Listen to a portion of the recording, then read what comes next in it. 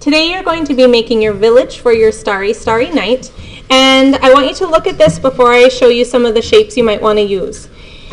Small houses are fine, tall buildings are fine. You can think about different types of shapes for your rooftops: semicircles, triangles, trapezoids. This shows you a few different shapes of windows, semicircles, even a circular window, and this one even has a flower box with a chimney and smoke coming out of the chimney. So when you get your shapes today, they're going to be bigger than you want your building to be. I don't want you to just take this rectangle and glue it to your painting. I want you to think about making this into a new shape. So you might cut a building shape like this that sticks up in the center. And then all of a sudden you have 3 shapes that you could use. From my scraps, those could be buildings too. For your rooftop, you might want to think about triangles.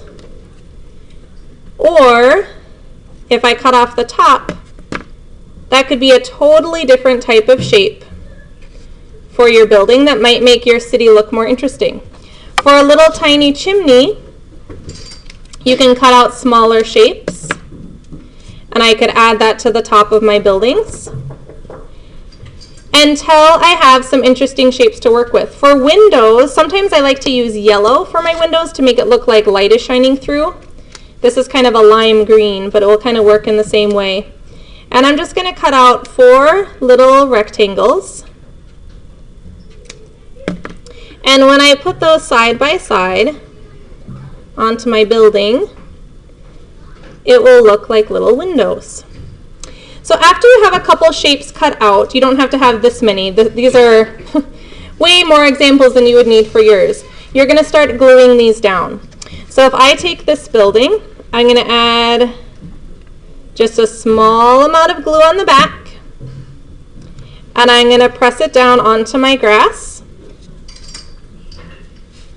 I'm going to use a rooftop. This one would only need a little dot of glue in the back, just like our stars last time. And then I would press that down. I want you to do this until you have 5 or 6 buildings throughout your village.